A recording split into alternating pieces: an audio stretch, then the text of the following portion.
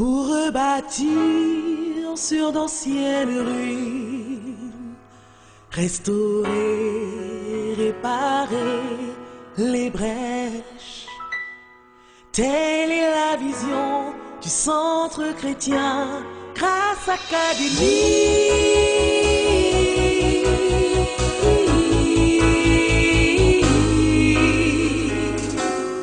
Que la lumière soit.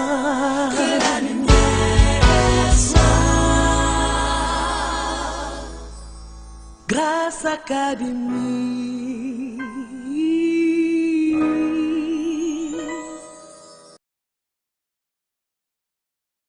Dieu a mis en toi ce qu'il faut pour que tu puisses t'étendre, te reproduire. C'est ça, soyez maître de tout ce qui vit. Si tu ne sèmes pas, si tu n'enterres pas ton grain, ça ne va pas pousser.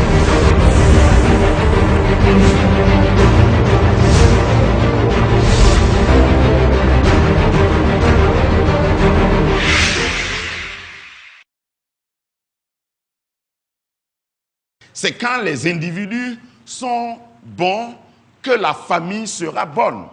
C'est quand les individus, quand chaque personne dans la nation est ce qu'elle doit être, que la nation sera une nation paisible, une nation où Dieu peut, et ceux qui sont dans les sociétés, ceux qui ont des entreprises, vous le savez. Si vous avez une entreprise avec, je ne sais pas combien de milliers d'employés, s'ils sont tous mauvais, ce n'est pas le nombre qui fera que vous allez avoir du succès dans votre entreprise. Donc quand je parle de la famille c'est une cellule. Dieu a commencé la famille par un célibataire. Voilà. Dieu a commencé l'humanité même par un célibataire.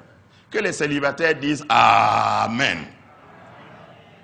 Voyez-vous, il y a des gens qui pensent que quand tu es célibataire, tu ne peux pas réussir. Il faut que tu attendes. Je veux faire, mais comme je ne suis pas encore marié là-haut. Et il y a même des pasteurs qui ne croient pas aux célibataires. Ils ne sont pas ici ce matin. Moi, je crois aux célibataires. Voilà. Il y a des sociétés qui ne croient pas aux célibataires. Il n'est pas stable. Comme il n'est pas marié là, il n'est pas stable. Faites tout pour prouver le contraire à ceux qui disent ça là. Parce que quand Dieu a créé l'homme, Adam, je veux dire, Adam était célibataire. Amen. Et ça, ce n'est pas pour minimiser les femmes. Hein? Je vais aller pas à pas, je vais aller jusqu'à comment tu dois choisir ton partenaire. Ça va être plus tard. Hein? Parce que je ne veux pas... Devant moi se présentent souvent des cas où je sais, après réflexion, analyse, diagnostic, je sais que c'est parce que ces personnes-là sont entrées dans le mariage ignorantes. Ce n'est pas parce que tu as atteint l'âge de te marier que tu sais ce que c'est que le mariage. Ce n'est pas parce que tu as poussé une barbe que tu crois que tu es qualifié pour te marier. Même si ta barbe là va jusqu'à la nuque, si tu n'as pas été formé, si tu n'as pas été informé, et informé de la bonne manière, parce que ce n'est pas l'information qui est importante, c'est la bonne information qui est importante. Si tu as une mauvaise information, si tu t'es informé dans la rue, si tu t'es formé dans la rue, tu seras déformé dans ton mariage. La cellule familiale est la première cellule que Dieu a créée. Mais pour que la cellule familiale soit ce qu'elle doit être, il faut que l'individu, donc le célibataire, le singleton, hein, il faut que tu sois en paix avec toi avant d'être en paix avec quelqu'un. Tu peux me regarder comme tu veux, tu peux ne pas dire Amen. J'ai commencé là, je vais finir. Tu peux faire tous les voyages, tu peux faire tous les diplômes. Le drame dans notre monde est que, par exemple, l'État, il ne te donne pas, par exemple, quand tu veux conduire une voiture, l'État, la loi veut que tu aies un certain âge. Oui ou non? Oui. Ensuite, la loi veut que tu fasses une formation et que tu aies un papier d'autorisation qu'on appelle permis de conduire avant d'être au volant d'une voiture.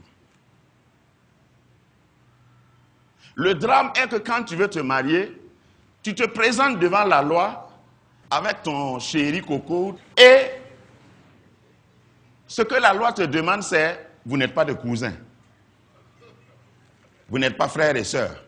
Si tu dis non, on dit ok, on vous marie. Au nom de la loi, je vous déclare mari et femme.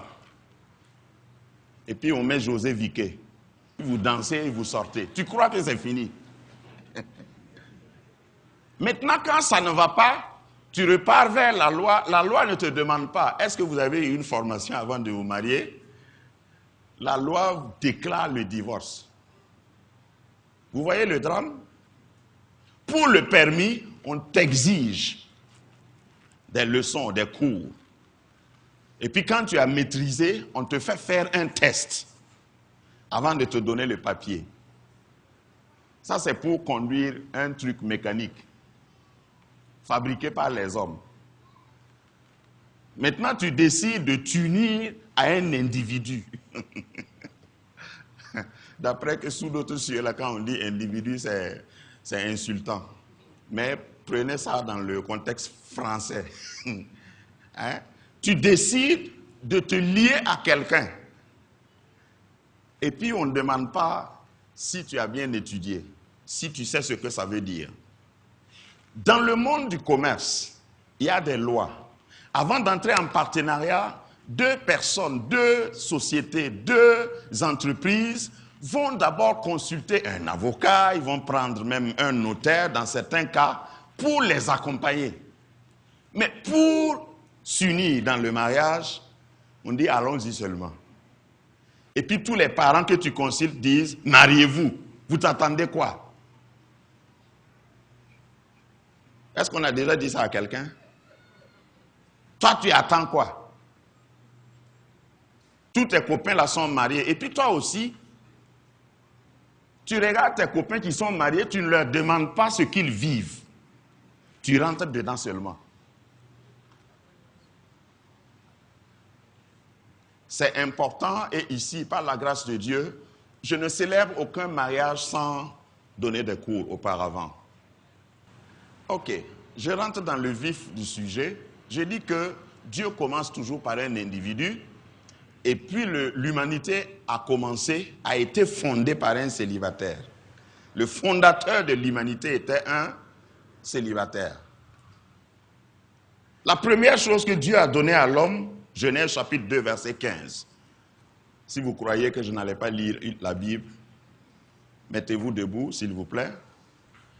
L'Éternel Dieu prit l'homme, dit l'homme, et le plaça dans le jardin d'Éden pour le cultiver et pour le garder. Amen. Asseyez-vous, merci. Genèse 2, 15 nous montre que la première chose que Dieu a donnée à l'homme, ce n'est pas une femme. C'est quoi? Du travail. Du boulot. Touma. Ah. C'est contre mes principes. Si tu es ici, tu es garçon et tu veux te marier, il faut savoir que si tu viens devant moi, ma première question, c'est ce que tu fais. Tu fais quoi? Quand je grandissais, on disait que ça là, c'est matérialisme. Qu'est-ce que mon travail a à faire avec mon mari? Ça a tout à faire. Tu ne travailles pas, tu veux te marier. Tu es malade, tu as besoin de soins. Il faut qu'on t'ouvre les yeux. Et quand je dis travail, c'est un travail qui peut te permettre de vivre. Si tu travailles et tu ne peux pas vivre de ton travail, tu ne dois pas te marier d'abord. Il est bon que tu sois seul. Parce que quand Dieu disait il n'est pas bon que l'homme soit seul, c'est quand il a vu l'homme travailler. Parce que l'aide, c'est pour celui qui travaille. Il a dit, je lui ferai une aide semblable à lui. Les femmes croyaient que je les avais oubliées. Chaque femme vient au monde avec une capacité d'aider. Amen. tous ceux qui sont mariés ici, je dévance même mes notes, mais tous ceux qui sont mariés ici savent que depuis votre mariage, il vous est pratiquement impossible d'oublier une date. Est-ce que les hommes sont là? Parce que l'homme, je ne sais pas, hein, mais nous, bon, moi avant mon mariage, je me rappelais de mon anniversaire un mois après. C'est-à-dire mon anniversaire passe et puis c'est le mois qui suit là, je dis, c'était mon anniversaire le mois passé, le 21 janvier. Mais depuis que je suis marié, mon ami, et c'est ce que j'ai trouvé aussi, ça c'est un peu pour faire rire. Ce que j'ai trouvé aussi intéressant, c'est qu'à l'approche de mon anniversaire, on vient me demander de l'argent pour me faire des cadeaux.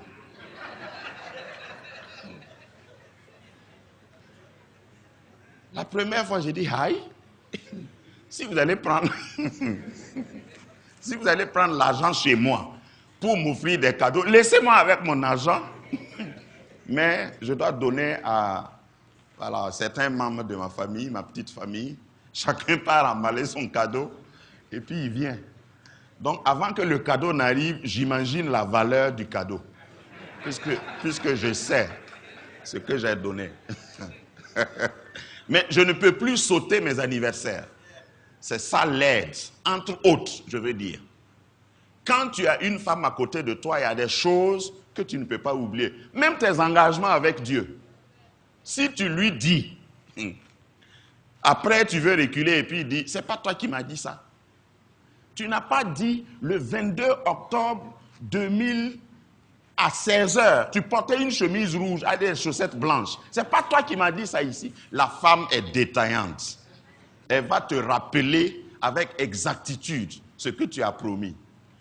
Et justement, ça c'est pour les célibataires, pour les mariés c'est trop tard. Il ne faut pas promettre au hasard, même quand tu es content. Il ne faut pas promettre au hasard quelque chose à ta femme. Parce que même si tu pries, elle ne va pas oublier. Même si tu pries pour qu'elle ait l'amnésie, elle va te rappeler. Chérie, tu m'avais dit que... Et puis tes oreilles se dressent. Il faut payer, il faut donner. Ça, c'est la femme. C'est une aide. Et j'ai souvent présenté la femme comme une couveuse. Et une couveuse prend une semence, prend quelque chose qui ne vit pas, garde pendant longtemps, un certain temps, et te donne quelque chose de vivant. Ça, la femme est équipée. Elle est née avec ça. Amen. C'est pourquoi ceux qui sont perdus et qui pensent qu'ils peuvent se marier entre hommes, ils peuvent essayer pendant 42 ans. Mais il n'y aura pas d'enfant. Et tu ne peux pas déformer ça. Je suis en train de t'expliquer pourquoi Dieu a appelé la femme aide. Et donc, comme elle est couveuse, même sur le plan pratique, si tu donnes un mot à une femme, elle te sort une phrase bien construite. Voilà. Complément, article, verbe, tout ça. Un seul mot, elle te fait une phrase. Si tu lui donnes une phrase, elle te fait un paragraphe. Si tu donnes un paragraphe à une femme, non, elle te donne un livre, un bouquin. C'est pourquoi on l'appelle l'aide. Ce n'est pas de sa faute. Les femmes disent, ce n'est pas de notre faute. Dites-le, ce n'est pas de notre faute. Dieu nous a créés comme ça. Si tu lui donnes un livre, elle te donne une bibliothèque. Elle va couver ça pendant un certain temps. Quand ça va sortir, c'est-à-dire le Burkina tout entier va savoir qui tu es. Ton mauvais caractère là, c'est une femme qui peut publier ça dans les annales de l'histoire du Moro. Elle sait faire ça.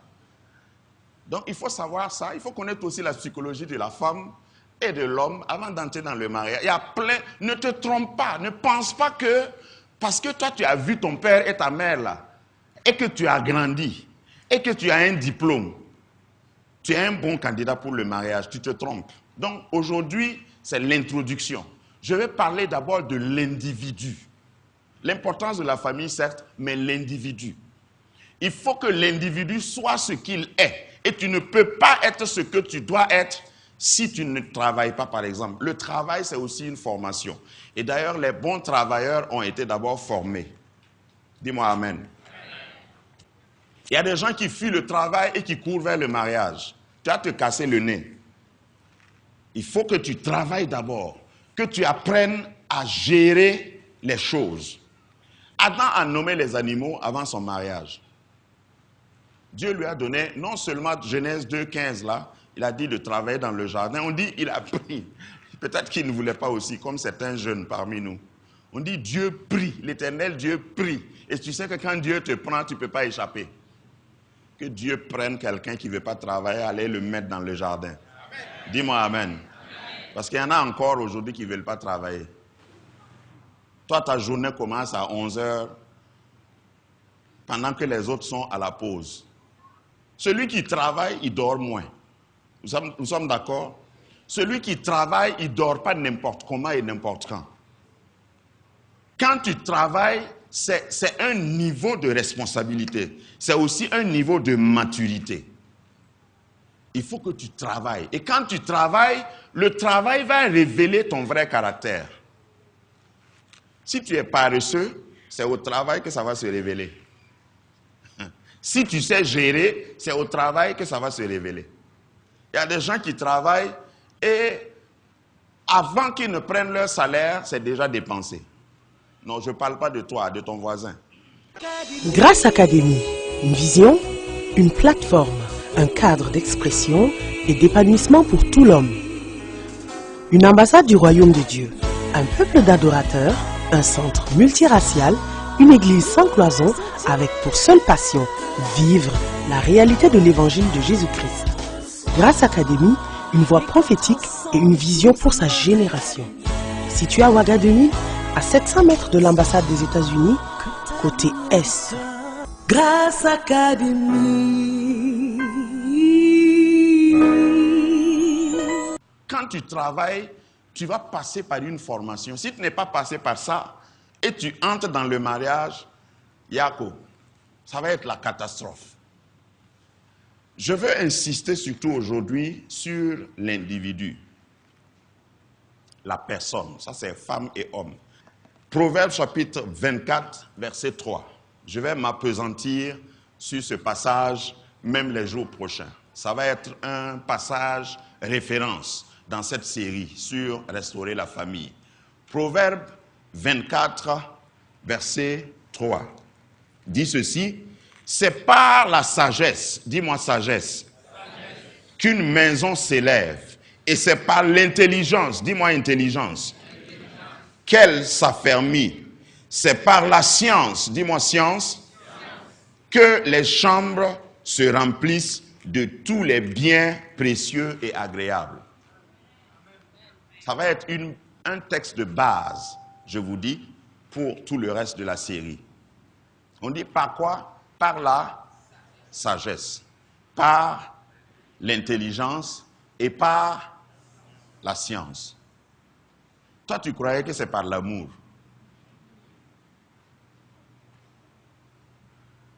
La plupart des mariages qui échouent, c'est des mariages qui sont fondés sur l'amour. Ah, on s'aime, ouais. Les parents disent, est-ce que vous vous connaissez bien? Disent, non, on s'aime. Non, vraiment, on s'aime. On s'aime. Est-ce que vous êtes sûr que vous avez réfléchi à tel aspect, tel aspect? Non, l'amour qui nous unit, l'amour, le love, c'est sûr que ça va marcher. Parce qu'on s'aime à folie. Je l'aime tellement que je ne peux même pas dormir. Ça, c'est déjà un signe. Ça, c'est un clignotant, un feu rouge qui clignote que tu vas échouer. Le fait que tu l'aimes et tu ne peux plus dormir là. Le vrai amour là, te permet de dormir sans penser même à lui. Bourrier, dites amen au lieu de rire. Ça veut dire, le vrai amour commence d'abord par toi-même. Je vous ai dit qu'aujourd'hui, je parle de l'individu. Il faut que toi-même, tu t'aimes. Demande à ton voisin, j'espère que tu t'aimes. Parce que le vrai amour est basé sur l'amour de soi. Donc, quand je vais venir à la famille, je vais expliquer d'autres aspects. Quand on parle de sagesse, il faut que tu atteignes une certaine maturité pour avoir une certaine sagesse avant de penser mariage. La sagesse ne suffit pas. Il faut que tu sois intelligent. Tu puisses réfléchir seul. Ceux qui sont intelligents, là, ce n'est pas ceux qui posent des questions, hein. C'est ceux qui trouvent des réponses. C'est ça l'intelligence dont on parle. Tu n'as pas besoin de courir. Tu n'as pas besoin d'appeler ta maman. Il y a des gens qui se marient et qui gardent à leur chevet le numéro de leur maman. Et maman télécommande la famille à distance. Maman, tu sais ce qu'il m'a laissé aujourd'hui comme Nansongo, comme, comment on appelle ça, popote. Et puis maman dit, combien? Maman, tu ne peux pas croire. Il m'a laissé seulement 2000 francs. Yeah! Lui, il est quel homme ça?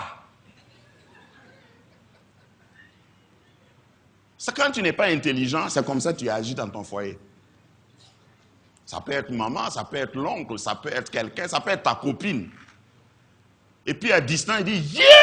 Moi, je ne me laisse pas traiter comme ça par... Non, c'est parce que c'est toi, ouais. En attendant, elle est dehors déjà. Elle a quitté son foyer. Mais comme toi, tu n'as pas d'intelligence, tu la prends comme ta consultante. Et comme elle voulait créer une association de femmes frustrées, elle t'encourage à quitter ton foyer et tu la rejoins. C'est comme ça que dans la société, nous avons plein de cas. Mais quand tu es intelligente, tu cherches. Quand tu es intelligent, tu cherches parce que c'est la même chose chez l'homme. Il y a des hommes qui racontent tout ce qu'ils vivent à leurs copains ou à leurs parents. Ils disent, yeah, une femme ne fait pas comme un mamoté. Une femme ne me fait pas ça. C'est toi qui veux, ouais. Ah, c'est pas toi qui portes le pantalon. En attendant, les femmes portent pantalon aussi aujourd'hui. Voilà, tu vas faire comment? Donc, quand tu es intelligent, tu peux gérer. Ensuite, il y a la science, le savoir. Dans le savoir, il y a le savoir-être, le savoir-faire et le savoir-vivre même. Quand tu vis à deux, il y a un savoir-vivre à avoir. Peut-être quand tu vivais seul, tu ne te brossais pas pendant 2 jours. Mais quand tu es marié, à cause de ça là, il peut y avoir gbangban dans ta famille, dans ton foyer. Tu ne t'es pas brossé. Ce n'est même pas un péché. Hein. La Bible ne cite pas, par exemple, ça parmi les péchés. Mais ça va détruire ton foyer.